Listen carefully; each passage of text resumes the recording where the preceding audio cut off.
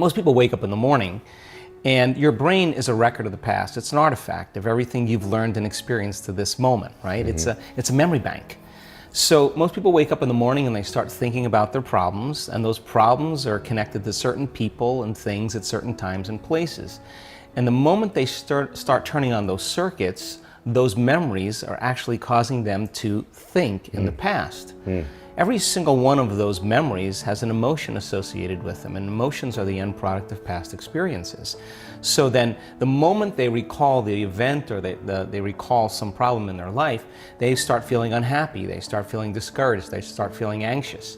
Now, thoughts are the language of the brain, and feelings are the language of the body, and how you think and how you feel creates your state of being. So we could say then, most people's entire state of being when they start their day is in the familiar past.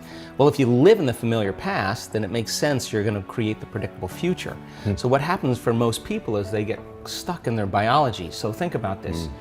Your body is your unconscious mind. It doesn't know the difference between an experience in your life that creates an emotion and an emotion that you can create by thought alone. So if you're living by the same emotion every single day, and those emotions are influencing your thoughts, and you can't think greater than how you feel, or feelings have become the means of thinking, you're thinking in the past. Your lens of the future is going to be colored by the past, so you can't see possibilities. So most people like to wait for crisis or disease or diagnosis before they wake up enough to see. Well, the challenge is that biology tends to be redundant. So if you keep thinking the same thoughts, and those thoughts begin to fire certain circuits in your brain, the nerve cells that fire together wire together, so all of a sudden you start getting hardwired, and those are the thoughts that you can think the easiest.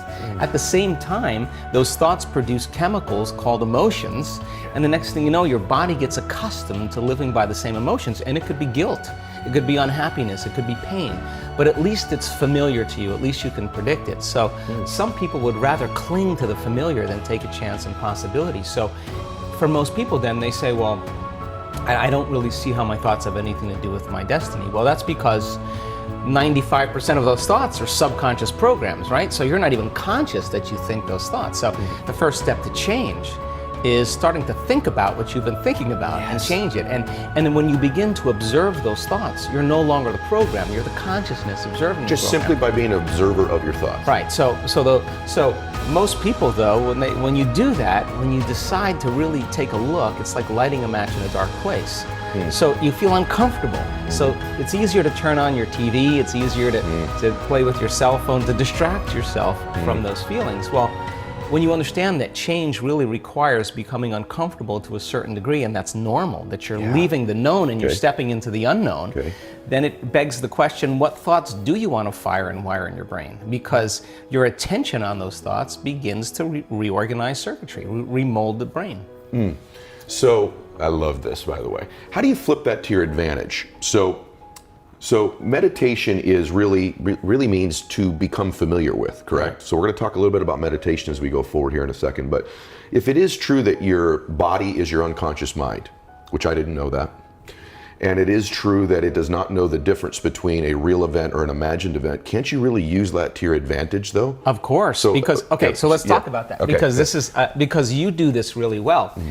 Because most people are waiting for their life to change, so they can feel gratitude, to feel abundance, to feel whole. You know, that's the old model of cause and effect, you know. So if you're living with emptiness, you're living with lack, you're living with pain, most people have been conditioned that something out there has to take away this emptiness or feeling inside of them. But if you believe that you're creating your life and you're living by lack, well, lack isn't going to create abundance, right? So then it makes sense then that you don't really actually create wealth, you generate wealth, you generate abundance. So the moment you start teaching your body emotionally what that future is going to feel like before it's made manifest, well, your body is the unconscious mind, believes it's living in that future in the present moment. Now, it's a scientific fact that it's the environment that signals the gene, okay?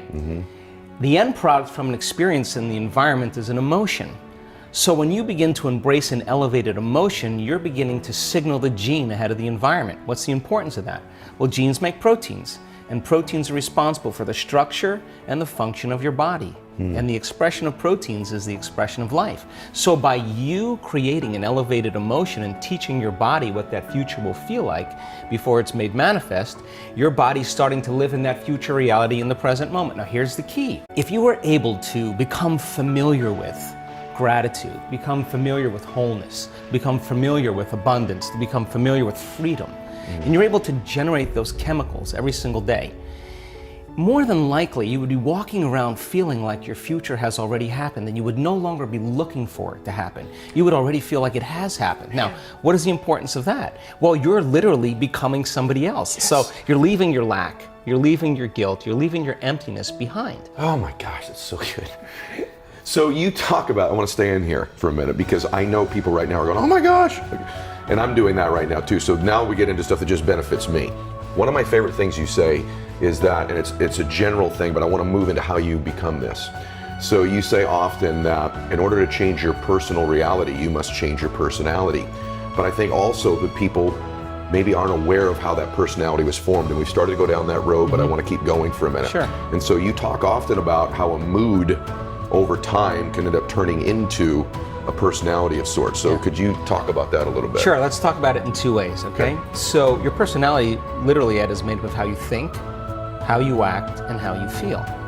And how you think, how you act, and how you feel is your personality, and your personality is intimately connected to your personal reality, your life. So then if you want to change your life, your personal reality, you got to change your personality. And here we go again. You got to start becoming conscious of your unconscious thoughts. You got to start noticing how you act, how you speak. You got to pay attention to how you're feeling. Some people would live in guilt their whole entire life and don't even know it's guilt because at least it feels like them.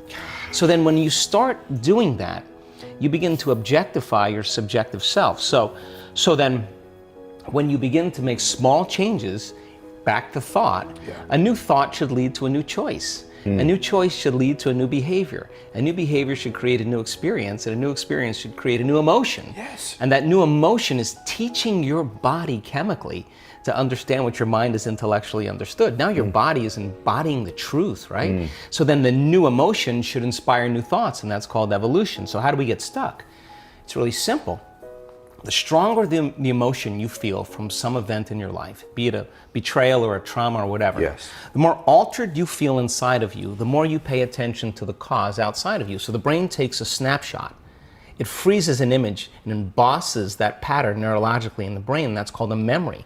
So we create long-term memories from strong emotional events, okay? So is that true? That I just want to understand.